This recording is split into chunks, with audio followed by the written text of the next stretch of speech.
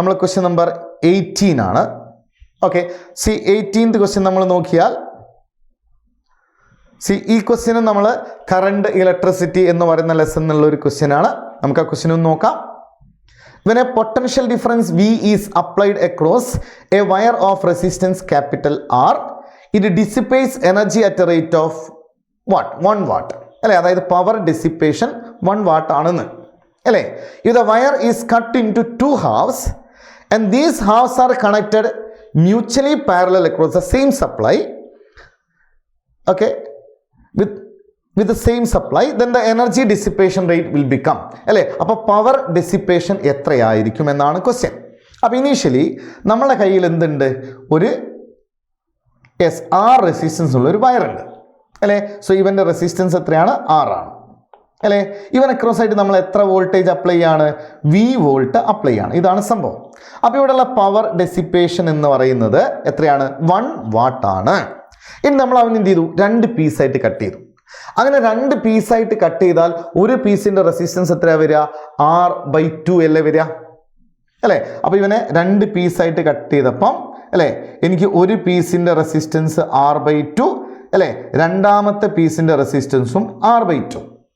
ഇനി എന്താ നമ്മൾ ചെയ്യാൻ പോകുന്നത്? ഈ കട്ട് ചെയ്തവരെ പാരലലായിട്ട് നമ്മൾ എന്ത് ചെയ്തു? കണക്ട് ചെയ്തു. സെയിം സോഴ്സിന് എക്രോസ് ആയിട്ട് പാരലലായിട്ട് കണക്ട് ചെയ്തു അല്ലേ.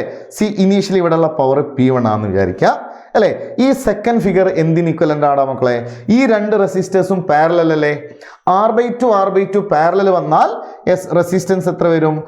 R/4 എന്നല്ലേ നെറ്റ് റെസിസ്റ്റൻസ് വരിക അല്ലേ. അപ്പോൾ ഇതല്ലേ കണ്ടീഷൻ. അപ്പോൾ ഇനീഷ്യലി ഉള്ള റെസിസ്റ്റൻസ് R1 എന്ന് പറയുന്ന R ആണ് അല്ലേ. R2 എന്ന് പറയുന്ന R/4 ആണ്.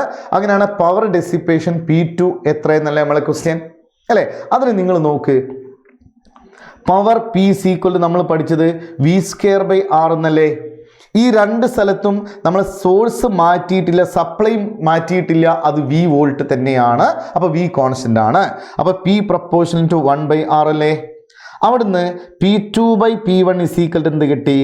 R1/R2 എന്ന് കിട്ടി അല്ലേ. ഈ R1ന്റെ വാല്യൂ R ആണ്, R2ന്റെ വാല്യൂ R/4 ആണ് അല്ലേ. അപ്പോൾ നോക്ക്, P2/P1 = R1 എന്ന് പറയുന്നത് R/R2 എന്ന് പറയുന്നത് R/4 അല്ലേ.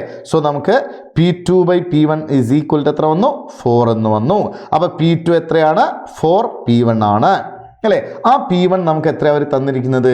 1 watt എന്നല്ലേ ക്വസ്റ്റ്യനിൽ പറഞ്ഞിരിക്കുന്നത്. അപ്പോൾ നമ്മൾ P2 എത്രയാണ്?